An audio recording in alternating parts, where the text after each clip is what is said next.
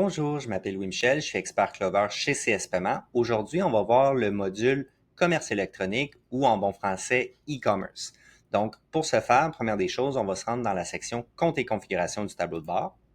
Ensuite de ça, on va descendre en bas complètement, puis on va voir la section commerce électronique. Donc, en fait, aujourd'hui, on va vérifier les trois onglets ici qu'on a e-commerce API tokens, paiement hébergé, puis lien de paiement. Donc, si je commence par e-commerce API token, en fait, c'est à cet endroit-là que vous allez pouvoir générer vos clés API, tout dépendant du type d'intégration que vous voulez faire. Je donne un exemple. Ici, je vais générer un nouveau jeton.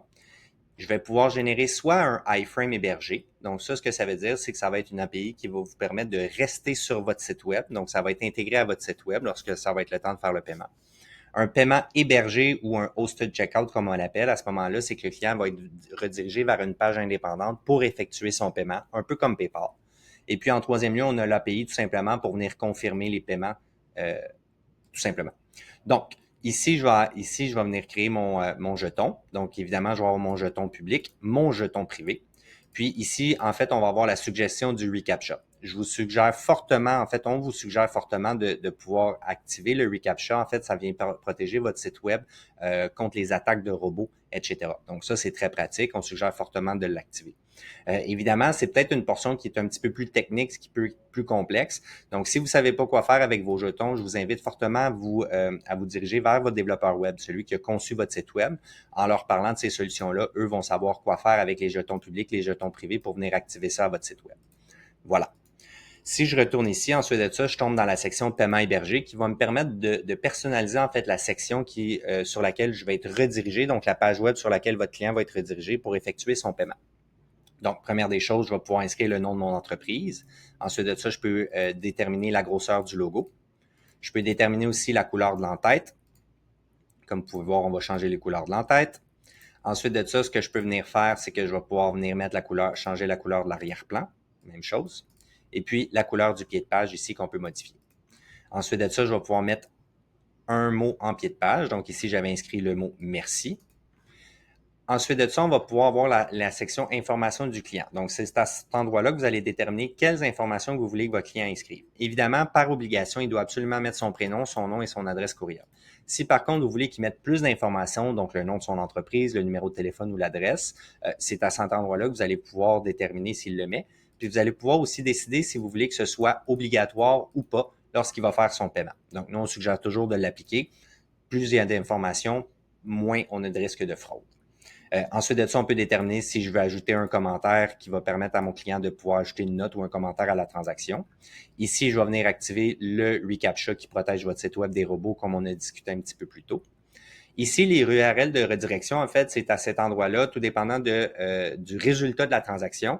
Votre client va pouvoir être redirigé vers une page en particulier. Donc, soit la transaction elle a échoué, elle a réussi ou elle a été annulée. Et le webhook, en fait, va vous permettre de pouvoir intercepter certaines données lorsque la transaction est effectuée. Donc, voilà. Troisième lieu, on va bien évidemment avoir nos liens de paiement. Donc, les liens de paiement, c'est super intéressant. On va avoir trois options possibles. Donc, on va pouvoir soit créer un bouton, un URL ou un code QR. Donc, si je commence avec le bouton, donc ça, c'est ce à quoi va ressembler votre bouton. Ici, je vais pouvoir lui donner un nom, donc par exemple, test. Je vais pouvoir déterminer est-ce que c'est un bouton à prix variable, donc il n'y a aucun prix. C'est le client qui, lui, va devoir manuellement inscrire le montant de la facture ou le montant qu'il va devoir payer. Sinon, vous pouvez aussi pré-régler un montant. Donc, je donne un exemple, je pré-règle le montant, le bouton va être une transaction de 10 $. Donc, à ce moment-là, lorsque votre client va peser sur le bouton, ça va être automatiquement un paiement de 10 $ qui va être appliqué. Ensuite de ça, je peux modifier le texte. Donc, disons que je veux faire un bouton de don de 10 $. Je peux inscrire un mot dans le bouton. Ensuite de ça, je peux déterminer la grosseur de mon bouton. Puis, je peux déterminer aussi la couleur de l'arrière-plan. Et je peux déterminer aussi la couleur de la bordure, si je veux mettre une bordure d'une couleur différente de mon bouton. Et je peux simplement enregistrer.